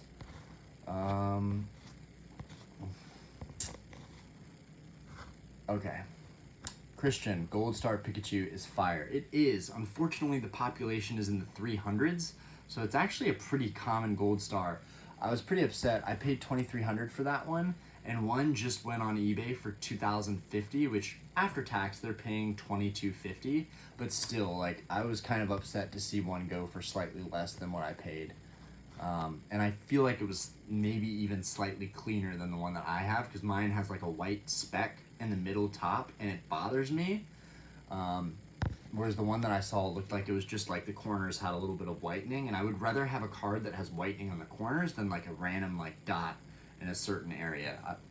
I don't know. Like when you're buying a card like that in a PSA 9, you want it to be very, very close to perfect. Like ideally the back is perfect, but the card has some surface scratches on the front, and that's why it's a 9. Like that's the best kind of 9 you can get in my opinion. Okay, Fortress. Rayquaza Gold Star is definitely the holy grail. It feels like it's the holy grail, but, you know, value-wise, obviously, you know, trophy cards, snap cards, those are the holy grails, truly in the hobby, based on rarity. Clayton, asking me my favorite card is like asking me which of my children I love more. Dude, right? It's my daughter. I love her way more. Just kidding. Just kidding. That's good. I needed that. Hiroshi. Oh my god, that tag team is so cool. Dude, I can't believe, dude, I'm so happy to have it, but it's like, why am I buying cards so close to Collectacon? I hate myself. Orion, just save your money. Just wait till Collectacon. It's so hard. Like, all my friends are doing the same thing, too. Like, we're all buying stuff, even though we know we're going to Collectacon. Like, this hobby is so addictive. Gengar Master. I have a 10 of that alt-art Gengar Mimikyu. It is sick. Yeah, dude. Gengar Master, you better have a 10. You're the Gengar Master. Ish your boy, 23. I can't resist leaving my stuff packed and open everything weekly. At one point, I just wasn't getting anything, and I was getting super frustrated. Dude, I opened like $1,200 of Brilliant Stars and didn't get that Charizard, and that flipped a switch in me. After that, I was done. I was like, I'll keep buying product, but I'm done opening. I am done. I'm through with it. So it made it very easy to just keep everything sealed, you know?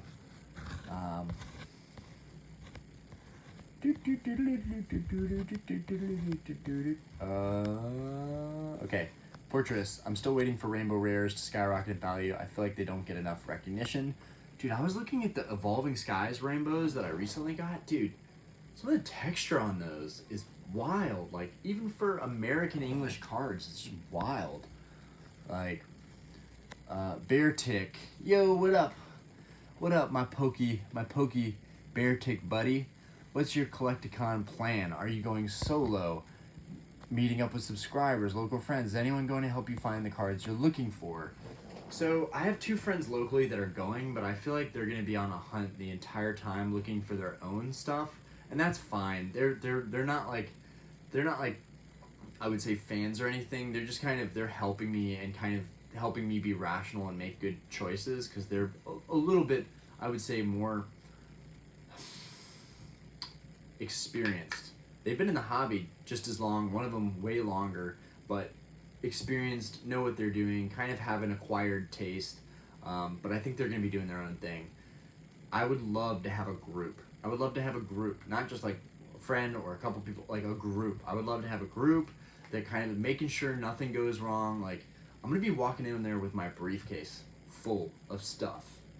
Like everything that I've built up over the past couple years, I'm going to be walking in. So it would be dope to have like a team to go in with.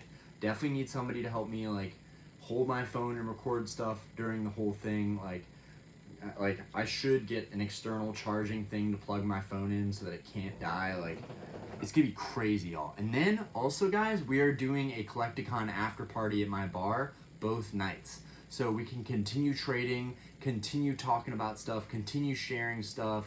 You know, whatever you want to do. There's gonna be a live band too. I've been talking about this, and we're gonna promote it. We're gonna start promoting it next week, because I know a lot of people that go to the bar aren't gonna be going to Collectacon, but I'm hoping if we tell a ton of people at Collectacon, hey, my bar uptown, not far from Concord, because I think that's where Collectacon is gonna be. We're gonna do the after party. It'd just be dope to like sit down, have a beer with a bunch of the boys, talk cards, get to meet a lot of the people that I've been talking to for a long time, but haven't quite gotten to meet. Some of you, you know, I've had on lives, and that's been a really cool experience. But it'd be great to meet everybody in person. Great question, Beartick. The Gengar Master.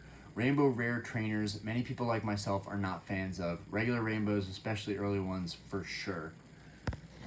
I've discovered a couple of bangers from early EX series and Nintendo holofoils from 2003 I had bought. I wish gold cards was favored more. There's just so much bad ones. It really overshadows that outlook, in my opinion. Benjamin Dean, do you have much / any Chilling Reign sealed? I think I have maybe 2 boxes of Chilling Reign sealed. I wanted to buy cases of all this stuff. I was gonna buy a case of Chilling Reign when it was $80 a box. I was like, I'm probably one of the few people that was like, why is no one buying these cases? And the shop that I was gonna buy them from was like, dude, if you buy a case, $80 a box. $80 a box. We've got 4 cases. Looking back, I should have bought those cases because there's so much value in Chilling Reign. Not to mention the Blaziken alt art, which is freaking moving. Not that you're gonna pull those cards, but I'm just saying, like, that set is done tremendously, and I should have followed my gut on that set. And that's why now, with all these sets, I don't care how lackluster they seem, I'm buying them anyways, because you just can't, it's hard to time it, it's hard to know what's gonna go up, what's gonna go down. It's so much easier to just buy it, set it, and forget it. Because if you wait a little bit, yeah, it could be cheaper. It could also be more expensive. So I just try and buy stuff when it comes out. But yeah, I've got some booster boxes, and I've got some sleeves, and that's it. Hiroshi, I want to help you on this quest if I can. Yeah, that would be epic. Chaos, bro, you need help with the Rayquaza hunt. I got you, dude. This is gonna be epic. Wear a GoPro. LOL. Hiroshi, I am so there, bro. Clayton, I'll help you film if you need to. You need someone watching your back too, because one of the last shows I went to, someone robbed a couple people and broke into a vendor's truck, stole thousands.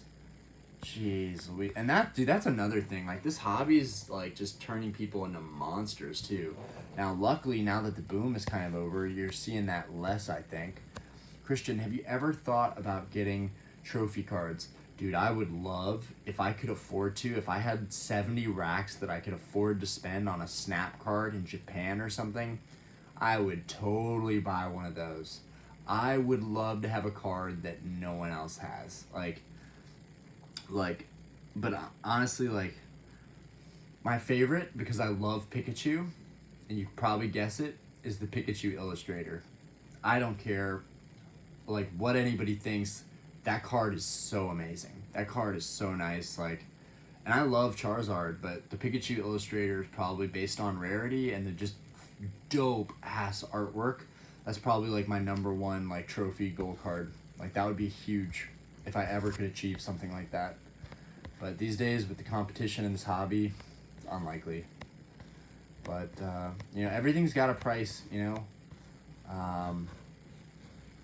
Clayton, so even if you got someone to film, I wouldn't mind mobbing with you just for the hell of it and to add a little security. That's a lot of money to be walking around with. Dude, this could be so epic, you know? And if Charlotte continues to be the spot, and I think it could, because it's a big city, it's starting to boom, people are moving to Charlotte. If Charlotte continues to be the Collectacon spot, like, that would be dope to just be able to do this every single year. Like, come in with a team and just be like, all right, boys, what are we getting into? What are we looking for today? you know. And then like once I've achieved most everything, like I don't even know what I would be going after. Like I guess sealed booster boxes would be the next thing. Like after I go after the singles, the sealed booster boxes, like I'm about this. Like I'm not gonna stop until I have most of these boxes that are up here.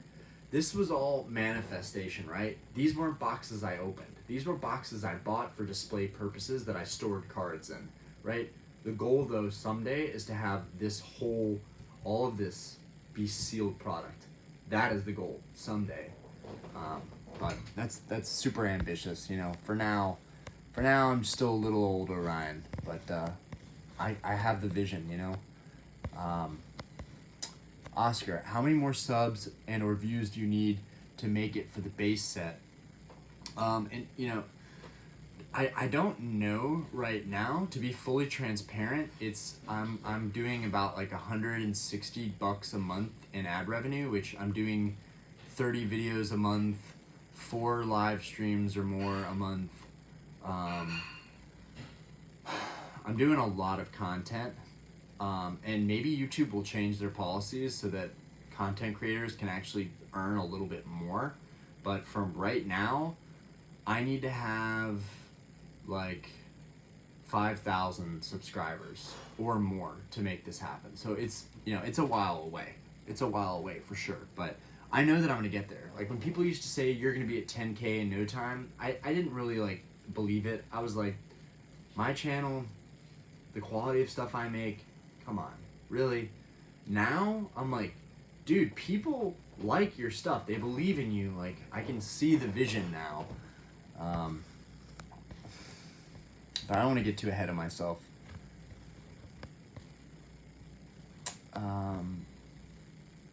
F. 31 viewers, yo. Give this man a sub and a like. Thanks, Pika. Christian, I get that. My CGC 9 ponchos have deep scratches and it bothers me a lot. Yeah, like, it just, this hobby creates like OCD behavior too. Akiman, I should get my old base set bulk graded. I thought I saw Charmander 10 go for $50. It is so hard to get 10s though, guys. It's tough. It's really tough. It's not as easy as you think, and when you're $15 in, you know, it sounds easier said than done. I really believe that. The Gang Master. I have about 10 Pokemon 151 ETBs pre-ordered. 6 of them are Pokemon Center exclusive, so I will probably open my 4 regular ones. The set's so good. Yeah, I did everything through GameStop because I just felt like I was not going to be able to get anything from Pokemon Center. Is anything available from Pokemon Center? Probably not. So I have like $2,300 worth of 151. I think it's going to be a really good investment long term. Clayton, do you know the guy in Hickory that buys Pokemon cards in a little shop? He actually has a little card dealership. He has. If you don't, I need to introduce you. He has tons of rare cards and buys. I think I know who you're talking about. I think I know exactly who you're talking about. And I haven't gone up there yet. People have been talking about that. Hiroshi, please let me DJ or play the after party. I can get homies to help with that. So we do have bands, Hiroshi, Saturday night, but that's something that maybe we can actually figure out. You know, that's something that we can definitely work with and figure out. Because the bands are only going to play till midnight. We could kind of make the Collectacon after party go till like 1 in the morning maybe. But I gotta talk to my family about this and like if that's a possibility. I don't see why not, honestly. I mean, especially if like everyone's down to hang out later. I mean, like we can do whatever we want, really. Like it's my bar, we can do whatever we want. I want it to be a fun experience for the people that are in Charlotte, especially people traveling to Charlotte that like just, you know, they're just going back to their hotel. This would be a really fun thing for them to do outside of just going to another game shop. Like actually going out and then talking Pokemon while you're out at a bar. Like that's kind of cool. And like my bar is perfect for this community. I swear to God, my bar could not be more perfect for this community. It's a huge open space. Like there's a big table and like kind of a private room behind the stage, which would be perfect for like trades and like pack openings. Like This could be major. Okay. But Hiroshi, that's a good idea, and I'm down. Gengar Master, Chilling Reign actually sold out on the Pokemon Center. There's only 3-pack blisters on there left. Thank God. Benjamin Dean, they Gengar matter. How many Gengars do you own? The SV, Pika, the SV sets have booster boxes that are under $100, even under $90. So definitely a buy. I think Chilling Reign, Battle Styles, Evolving Skies were at those prices at one point. Yep. A lot. Dude, when I did the video, here's the response I got when I tried to buy Scarlet Violet booster box for $500. People were like, yeah, you're so ridiculous for trying to get a price like that. Don't you know anything? Like, you know better. No. People have slept on Scarlet Violet. I bet you there are people out there that have unloaded cases for $500. So, like, everyone's always like, no, don't you know the value of Pokemon? It's like, everything is only valued at what you're willing to pay for it, right? So, like, if I offer $500, that's my offer. That's what I'm willing to pay for a case. I'm not trying to pay $600-700 for a case. And that's what ultimately ended up happening. Everyone was like, you can't get less than $620 a case, $610 a case. And like now, cases have gone for $540, $550, $560. That has happened. Those deals have happened. So, you know, it wasn't crazy for me to try and get a really good deal on it. You know, especially in this market. I have a Gengar Alt-Art Fusion Strike and a PSA 10. You guys and your Gengar Fusion Strikes. Pika, not financial advice. Gengar Master, Jelly. I still haven't got the Alt-Art Gengar VMAX yet. I think I'll get a Japanese one because it's rare. Can only get them from those high-class decks, and it's a low chance as well. Japanese one isn't more rare. Big misconception. Interesting. Yup, would be epic as fuck. Yee, Hiroshi. Benjamin Dean, most people think if it's Japanese is more rare. Any card. I'm gonna be honest. Guys. I don't really mess with Japanese at all. I really don't. There are some cards I really wanted for a while, but it was mainly just because a friend of mine is collecting Japanese heavily. If you have a lot of Japanese, you're gonna continue to have a lot of Japanese. But if you have mainly English, American, you're probably gonna stick to that. And I feel like there's better long-term value there, honestly. I feel like there's a lot of hype in the Japanese card universe, but I know there's some amazing cards. I know the quality is better, but who's to say that the American cards can't get to that point? You know, who's to say that American Pokemon cards can't become high-quality cards at some point? You know, Pokemon Co. just has to get their butt together with the U.S. and, you know, English print cards and having better quality. It's bound to happen at some point. Gengar Master. Oh, really? I don't know how many of those decks they printed, but seem that way. Hiroshi, yes. In the end, you decide the price. That's why I said always keep your mindset in the eyes of the random consumer, not just the collector. Fantastic point right there. I kind of didn't know what you were saying when you said that at the bar, but now, like, I get it. Like, if you act like you don't know what you're doing, and you're like, I don't know, man, like, could we do like 7,000? That's something that I'd be interested in doing for this Gold Star Rayquaza. Like, it's a really cool card, but it's a lot of money, you know? Whereas if you're like, oh, the Gold Star Rayquaza, it's like you're hyping something up that you're about to get upsold and taxed on heavily. So yes, keeping the mindset of the average consumer, that's super important to do. And you know what's funny? I think that this live discussion has gone better than any of the lives I've done in the past. Like, deadass, I think this is the best one we've ever had. So we need to do this more often. Pika. For the same price, which booster box of the first 3 SV sets would you choose? Ooh, that is so tough. That is tough. That's actually so tough.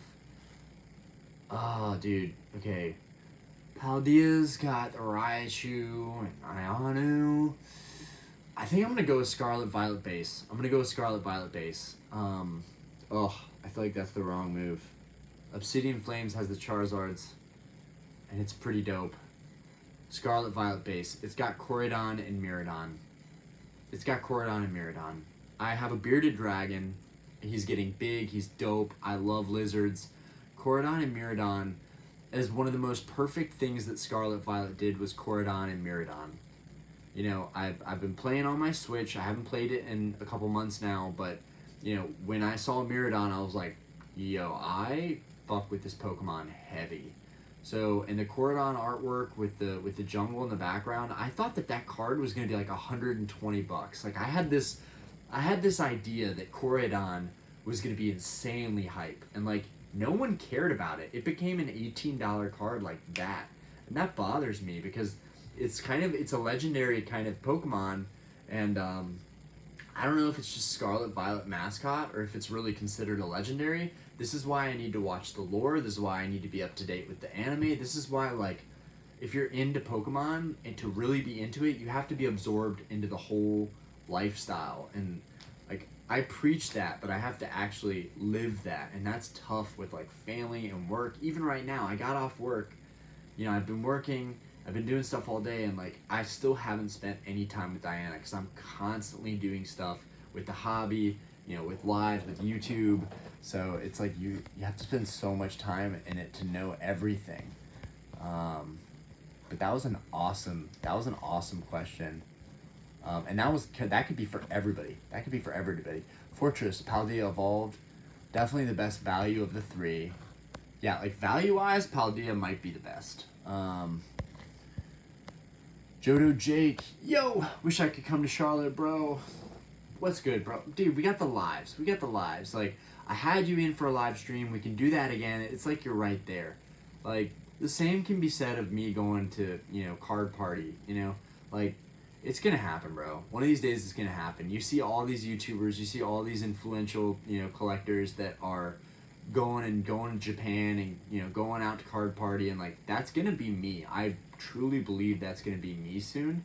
I have to manifest it and believe in it, and like we're gonna link up.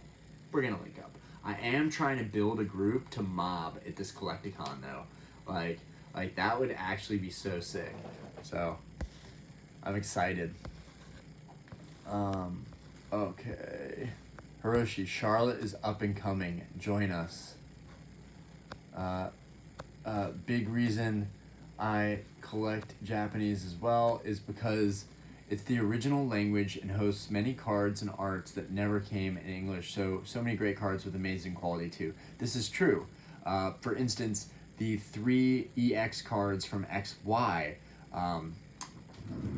Let me get it real quick. So this guy is one of my favorite Charizard cards of all time.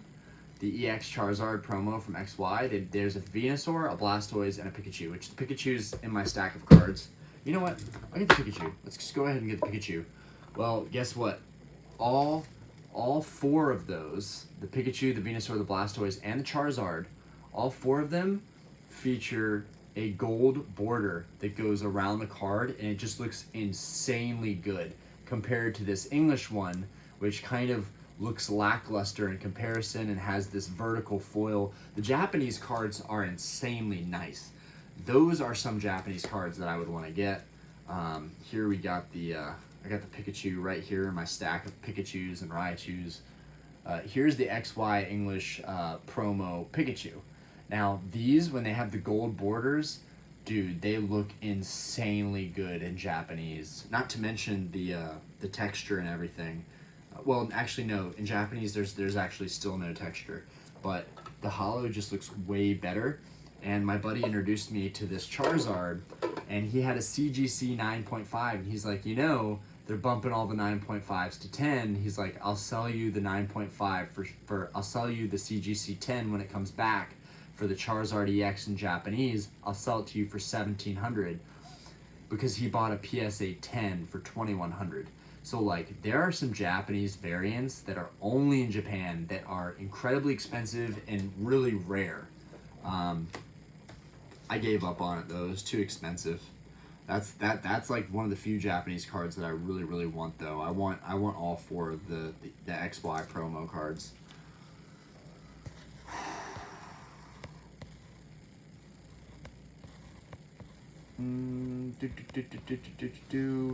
Hiroshi. Yeah, the exclusive Japanese cards are pretty cool. Aki man, I wish I had a time machine. Yeah, don't we all, man? Don't we all? The amount of money I spent on other stuff. Honestly, if I would have been buying Pokemon, I would have. I don't know. The prices were so much cheaper, but if you were a full-time collector, you still probably would have spent all of your money. But then again, in a boom like today, you would have made it all back, but you would have spent it on even higher-end cards. So it's like a vicious cycle. I didn't get into Pokemon until I bought my cars, my house, met my wife, had my kid, all this stuff. And there's actually a psychology behind, when you have a family and I can't remember, it was something that I read about Pokemon cards and, reaching a certain age. Yes, it's when you have your kid, it incites this nostalgic part of you that wants to relive your childhood as well and grasp what's left of being a young kid. And sometimes the thing you love most in life is right in front of you, and you just never realize it. And I wasn't big into collecting ever. I wasn't ever like full on into it all the time, right? But here's the thing, I always, not with my Pokemon, because I lost my Pokemon at some point, but I always had my Yu-Gi-Oh cards. I always, at different points in my life, would go back and look for my Yu-Gi-Oh cards, and I would get them out, and they would make me really happy to just look at this, the memories and the nostalgia I had, making decks, dueling my friends, staying up at 3 in the morning playing Halo and playing Yu-Gi-Oh cards and, beating my friends in duels. I had an amazing childhood, and TCG was a part of that, and video games were a part of that. I actually want to be a video game streamer too. Low key, that's one of my aspirations, aside from doing philosophic podcasts. But I always knew that I wanted to be doing other stuff. But yeah, I don't know how I went off topic like that. I'm sorry, guys. I wish I had a time machine. That comment just set me off. Pika. I'm still trying to get the Miriam from SV Base. Love the artwork. Super cheap. $40. Amazing. Such a great artwork. I just sold one for $45, and I can't believe how happy I was. It felt wrong. I was like, dude, this card feels so ridiculously undervalued. I'm gonna hate myself when the Miriam is $100 next year, and I bet it will be. Benjamin Dean, most Japanese, I have nowhere to set most Japanese Pokemon collectors overprice their cards. Some English cards, much more rare, harder to pull. As far as the gold stars, a lot of the stuff pre 2010, I would say, there's not a big difference there. But then from XY up, Japanese just became way more valuable. For a lot of those cards, and mainly because of the texturization and the quality of the cards. But Benjamin, I'm glad that you feel that way, because I'm definitely team English, and I feel at the end of the day, English is always gonna win. But Japanese is nice. It's nice, but I can't read it. Maybe one day I can learn Japanese fluently. Akiman, I feel the best idea is to buy cards singly as soon as the sets come out. Definitely not as soon as the sets come out. Actually, as soon as the sets come out, you would think that they're just super readily available, but right when sets come out, prices are all-time highs. You actually want to wait 3-4 weeks after a set's released, and then, those cards are cheap. Super cheap. But you're on the right track. You got the right idea, dude. Gengar Master. The Masaki Gengar, bruh, if that came in English, I'd have a binder full. I own a 9. Dude, the Masaki Gengar is sick. I was watching an Instagram reel about that Gengar. It's a really cool card, and a really great story behind that card. And I want to do more on this channel, bringing those stories to light. I'm not a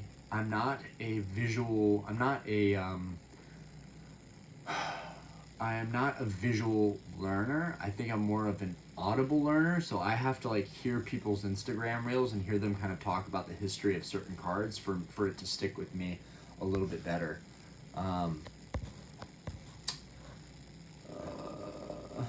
Pika, a way for fans in other languages to gain interest in English cards is to have the sick exclusive English cards. That is true. That's a fantastic point. Benjamin Dean, also, it's a lot easier to get the Japanese card in a 10 compared to English version. That's an extremely good point.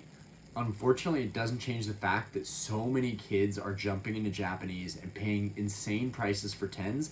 And a lot of my friends that know this hobby like the back of their hand, their plays right now, they're buying only Japanese cards to get them graded and flip them. Because the market is just swallowing up Japanese right now. And I think it's going to backfire. I really do. I think all the kids that are buying PSA 10 Japanese cards, I'm not saying this for everything, but I think a lot of modern cards that people are buying, anything from 2010 up to now, I think a lot of those cards people are going to overpay for. The WotC era stuff, no, that stuff I feel like is kind of priced accordingly already. Yeah, I think people are going to lose their butts on buying cards like that, but it's much easier to get them graded. So in a lot of senses, it's like people are like, yeah, it's so much easier to get them graded, yada, yada, yada. English quality is so terrible, but that also means you pulling a 10 in English is way, way, way rarer. But still, quality taken into account and the ease of grading, that's a big plus for Japanese, I will say. Okay.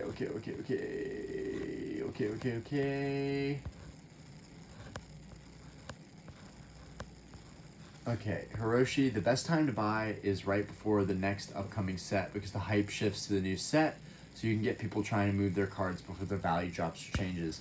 Yeah, that's actually probably the most accurate. Fortress, what's your thoughts on Pokemon 151 regular holos artwork? For example, the Aerodactyl regular holo. 151 regular holos. To be honest, I haven't even looked much at them. Like the regular holos, I haven't even checked much at them, so I couldn't even tell you about those cards. I won't know much until I'm actually have the product in hand and I'm opening it. SDC, the SWAT scares me. Well, it's not the SWAT team. It's just, it's just the terminology. Love the content. Appreciate you, SDC. Pokemon is the golden age. I predict a boom coming. If a boom happens, I'm thinking it's going to be, a couple years from now, honestly. Pika, is it a good idea to give my nephew Pokemon cards and risk getting him addicted? Get him started young. Yeah, I don't know, man. That's a question that I'm not comfortable answering. Because yes, it can have some detrimental effects as far as like instant gratification, gambling, addiction, and just the actual aspect of Pokemon that no one's really talking about that I think I want to make content about is how controversial Pokemon actually is. You've got animals that you're catching and they're fighting each other. And I'm going to save this for a video because I really want to make a video on this and see what people think about it. Because I do think it's one of the most controversial things in Pokemon, but we've kind of just been like hush-hush about it. Pokemon it's kind of a controversial thing when you get deep into it, but I'll save that for another day. SGC Japanese cards are so sparkly bling. This is true. The Gengar Master, if you're hunting 10s, I'd recommend buying within a few months after release and finding a buyer with large quantity and picking up a few, usually good play.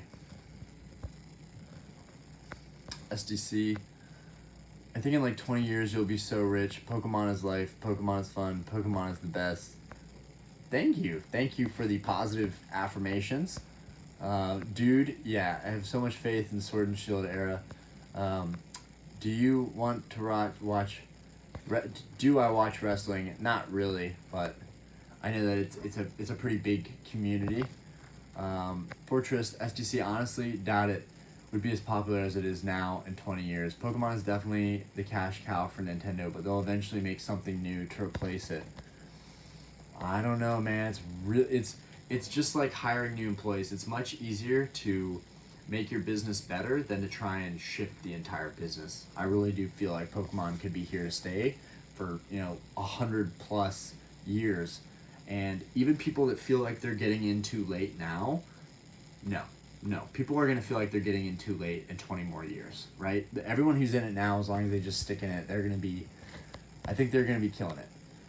G Windy, possibly in the process of trying to get 2 Evolving Skies booster box, price $760. Good or bad deal in your opinion? It just sucks, bro, because I paid $150 a box for Evolving Skies. I will never ever pay more than that for a box. Never gonna happen. I think 150 was okay then. I think 400 now is insane. But 760 is a good price. It is a good price. That is a good price in terms of the market. If the market goes down, if we have a massive recession, you're going to see that price come down even more. So, I don't know, man. I don't feel comfortable telling someone to make a play like that just quite yet. Fortress, Evolving Sky is going to go down in price. I'd recommend waiting. You could probably get a booster box for $250 to $300 in a few months, or even $200, maybe even like $225, which I probably feel comfortable buying a box for $225 just because of the investment value of it, not to open. But like, if you're paying cash, and especially if people buy the stuff and they're like, I don't even care anymore, and they're disconnected, they don't know the market, you never know.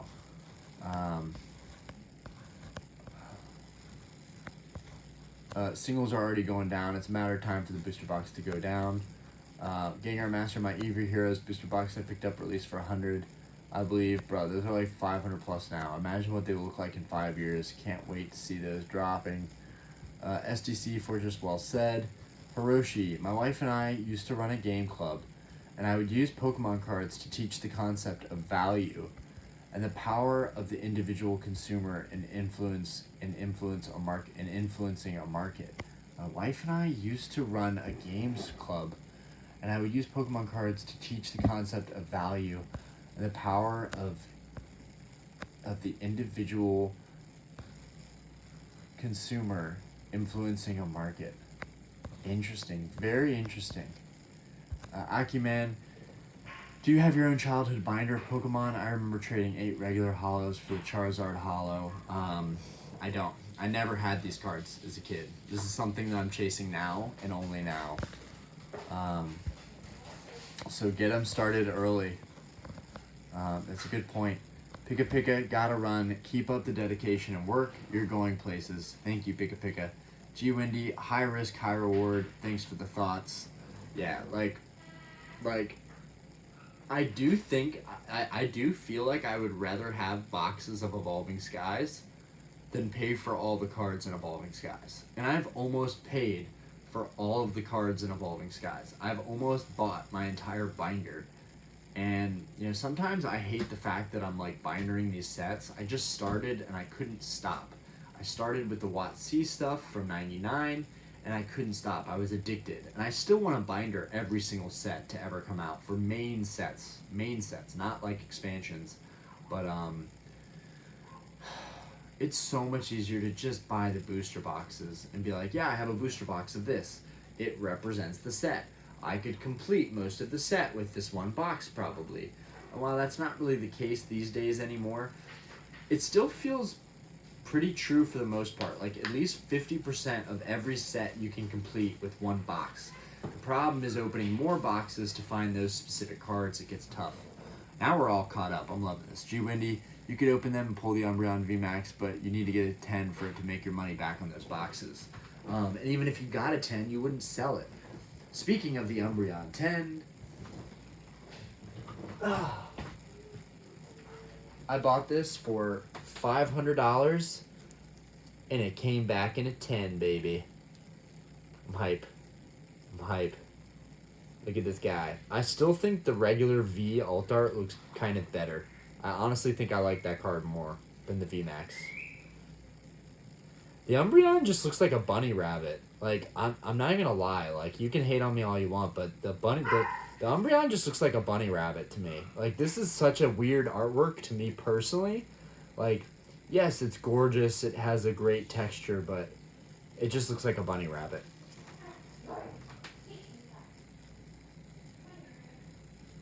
Still think that the regular V alt is great. Are you gonna do a booster box opening of the new Paradox Rift set? I don't know. I'll probably open ETBs, honestly. I've just had great luck. Same, I have 2 regular V alt art Umbreon. Dude, the regular V alt art Umbreon is so dope. I love that card. I love that card so much.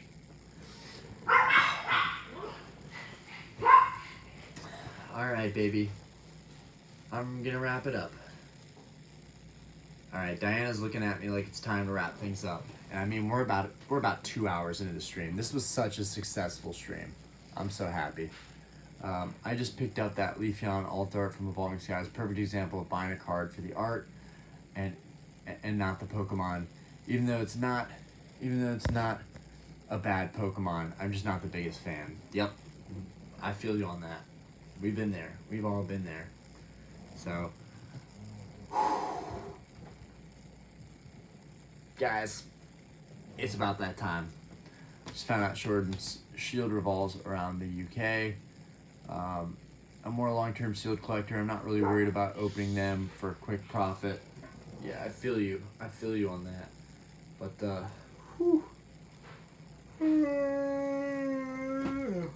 this was extremely successful, y'all.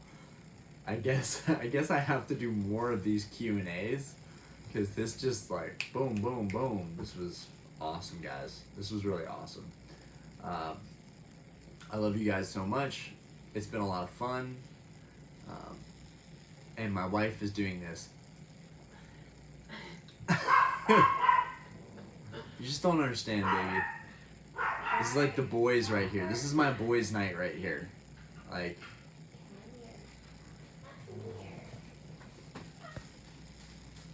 off to bed as well. You guys take care. Have a good night. Don't forget to post a video after today's stream. Thank you for reminding me, because I literally would have forgot. So, and I feel like it's working out posting it at midnight. For some reason, the videos that I post do way better posting them at midnight. So I'm gonna keep doing that. Anyways, peace out, boys. Da boys. Da boys. Peace out, guys. Next Wednesday, we'll go live. I'll see you guys again. We might have a special guest. Hopefully we will. Hopefully. Hi. She's making the foster dog wave its paw at me. Anyways, you guys have a fantastic night. Thank you for your support. Thank you for the love. Thank you for the discussions. It's been amazing. Peace out, guys.